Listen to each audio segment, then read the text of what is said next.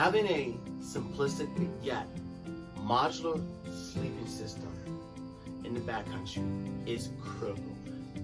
Very, very important. And today I'm going to show you my sleep system and how modular it is, and how, based on the weather in which I think I'm going to experience, I can easily change out my sleeping system, thus making my survivability and comfortability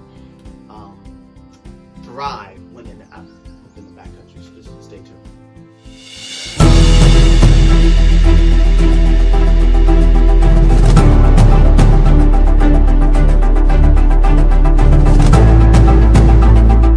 Welcome, y'all. I'm Papa Bear. Thank you for tuning in to another episode of Epic Adventures. So today I'm going to talk to you guys about the sleep system. It is one of the most important gear or item that you're going to have in the backcountry. It is part of the big three. Now, I know that some people say sleeping bag, but you need to expand your knowledge in regards to sleeping bag to sleep system, because it also involves several other components besides the bag itself. And that's what I'm going to go over, okay? So I'm going to start out first with the sleeping bag. Now, I can honestly tell you this. If I would have had to get into backpacking all over again about 4 years ago, 5 years ago, as a newbie, okay, I would have spent more time and money on researching and buying a better sleeping bag. My first sleeping bag that I bought was from Walmart. It was from Ozark Trail, and it was a 40-degree sleeping bag. I no longer have it. Actually, I gave it to the dog. I cut it up and sew it so that way the dog can actually use it. But that was my first sleeping bag. And I tried to go out there in the 30 degrees with that sleeping bag in Savannah, Georgia. And man, did I freeze my butt off. Oh my God. Like I said in the previous video of bad mistakes, God bless hikers, women, children, and fools. I was a fool and I was trying to be a hiker. So, needless to say, I ended up buying another sleeping bag, which I went on a total opposite of the spectrum by buying this big, bulky, 6-pound, 0 degrees sleeping bag, which barely fit in my pack, in which I ended up getting that 100-liter backpack. Again, God bless me. I know no better. But fast forward 5 years later, I'm here, I'm doing well. I'm learning new things every day, and I'm passing this knowledge on to you guys. So thank you so much for being here. All right. So here we go. Let's crack into it. So with that being said, the bag that I currently use is this 100-degree sleeping bag that I got from Teton Sports. It is the Leaf. I love this bag. This bag has kept me warm all the way down to 10 degrees. And with that, I only wore thermals, a coat, a beanie, and this bag right here with the bivy sack and an insulating pad. And that bag held up to what I needed to do. Now, do I plan on sleeping out in 0 degree temperatures if I can help it? No. However, I do plan on doing the Appalachian Trail sometime in February when I retire in a couple of years. So there's a possibility, a strong possibility. But but by then I should be looking for a new bag, something that's a little bit lighter, because this comes in at 4 pounds. My first 0 degree bag, like I said before, came in at 6 pounds. My 40-degree bag that I got, my very first 40-degree bag that I got, that came in about 2 pounds. So you can see how I fluctuate a lot in weight. And when you buy gear, you have to evaluate weight versus cost versus comfortability. And I think with this bag, it does the job. So that's not to say about this, but I do have other bags that I'll show you. So when you buy your sleeping bag, you're gonna buy your sleeping bag based on where you think you're going to sleep. What is the coldest temperature going to be where you're sleeping? If you're sleeping on the beach in the middle of the summer, you can simply get away with the 40-degree bag. Hell, you can get away with a blanket from the house.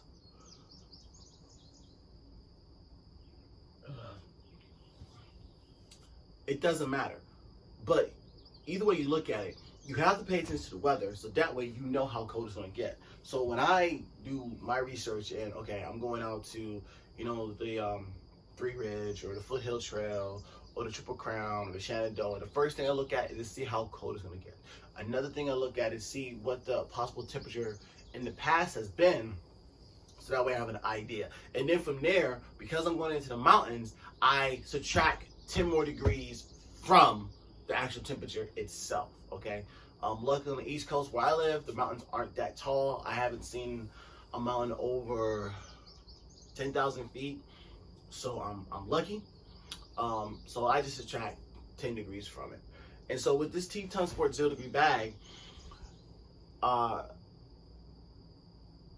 with this Teton Sport 0 degree bag, you have to understand that the 0 degrees is nothing more than just the survival rating, okay? That's all it is. Literally, that. Don't think that it's the comfort level. This is designed to keep you alive, literally. What I do to get an idea of the comfort level, I subtract 20 degrees from the bag. And so if you take this 0 degree and subtract 20 from it, I'm looking at a 20 degree bag. So for those guys that go out there and buy those 20 degree bags, subtract 20 from it, you're looking at a 40 degree bag. That is the comfort level. So it trips me when I look at people camping, you're like, oh my God, I got this 20 degree bag, and it got down to 20 degrees and I was freezing. Yeah, because that's the survivability of it. Come on now, let's keep it real. So I'm not saying that they're stupid, but it's just that these people aren't very well educated and they don't think like how cold could it get. Okay, I sleep cold, so I'm like, yo, I'm getting it. Gotta get it cold. So you have the sleeping bag. We talked about that. I think that's pretty much all else you guys need to know. However, there is, you know, two types of material out there. You have down and synthetic. I'm not gonna get into the whole down and synthetic war. I've had some sleeping bags that are down. They done crap nothing for me. I have this one synthetic sleeping bag that has done everything for me. And I'm gonna let you know, not all synthetics are the same, because I got a Snug Pack 0 degree bag that I went out there when it was like 16 degrees and I was freezing. So just so you know, there's two types of material out there that people use. If you want to know which one you like the best thing I can say is sorry about that. The best thing I can say is go on ahead and test it out if you have any buddies that have any camping gear. So for me in my bag, what I have inside here is this reflected bag that I got from Amazon. I put this at the foot of my sleeping bag because it protects my feet. It keeps my feet warm.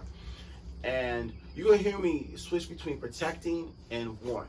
It's the same. To me, it's interchangeable because I'm protecting my feet from the cold and I'm trying to keep my body warm to let the blood circulate. People lose a lot of body heat at their feet, at their heads, okay? At their head and at their feet. So you gotta protect those two. So what I do is, again, I have this reflective bag. I put it down at my feet. I put my feet inside and my feet are very warm. A new addition that I just picked up, and I got this from Outdoor Vitals, is this pack liner. Not pack liner, sleeping bag liner, excuse me. And the reason why I picked this up is because it helps keep my sleeping bag clean. It also provides a level of warmth, maybe 5 degrees. They don't have a rating temperature, unlike Cedar Summit, what I got. It can add up to 25 degrees. You know, it's gonna add some warmth because it's a layer. And at the end of the day, like I said before, it helps me keep a sleeping bag clean, because the more dirt you keep off your sleeping bag, the better it will keep you warm and the better it will protect you from the elements, okay? So I also have this sleeping bag liner. Now, one of the first layer of protection in regards to you sleeping in a sleeping bag will always be your thermals. Thermal tops, and you also got your thermal bottoms, okay? That's gonna be your first line of defense when it comes to sleeping in a sleeping bag. You don't always have to have thermals, because if you're sleeping in warmer weather, you're not gonna need it. So normally what I do, I just end up having like some shorts and a t-shirt, or if you have what I, have the bag liner, you can forego this t-shirt and just go on ahead and just sleep not in the nude, I would say. Just sleep shirtless. Shirtless. With your sleeping bag. Okay? So, first layer of defense. Now, I talked about your head. Oh, excuse me. I'm totally forgot about this. Socks. Socks are very important. You have to have sleep socks. Okay? These are merino wool. Got these from Colombia. Yeah, they may not be no darn tough, but I'm only using these for sleeping. And so far, I love them. I've tested these bad boys out in the cold, and they've kept my feet very, very, very warm. And if you take this, you know, with the bag, your feet's gonna be warm. It's gonna reflect the heat. Okay? Another thing that I do is I have gloves, a hat, and I also have a balaclava. And what I do is I put the hat on my head first, like so, and then I take the balaclava and I put it down, like that. Now, some of you guys may think this is retarded or stupid, and it's not. So one of the things, or one of the issues that I have when I sleep is that my hat likes to come off, okay? Because I'm a toss and turner. I sleep with my back, I sleep with my sides, sometimes I sleep with my stomach. So when I have the balaclava over my hat, it stops my hat from moving, thus me losing actual heat, okay?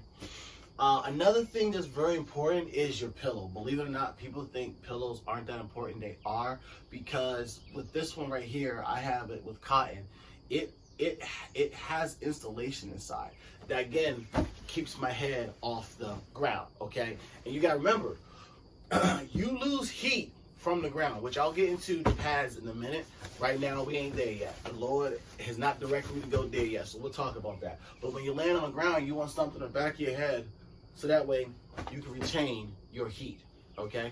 So this right here is very, very, very important. So the pillow, don't sleep.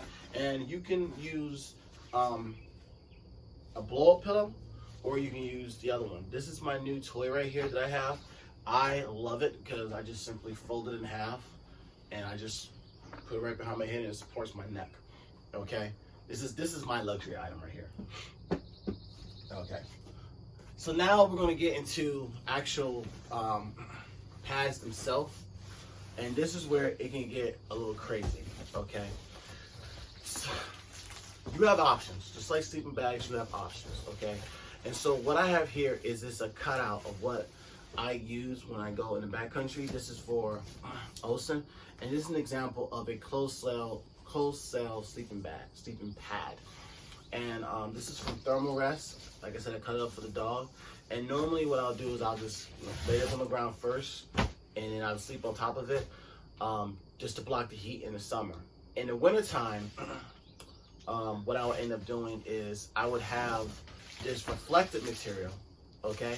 And so I would take this sleeping pad with this reflective material, open it like so, and lay on it. And what that does is reflect all the heat back up to me in my sleeping bag, excuse me. Okay?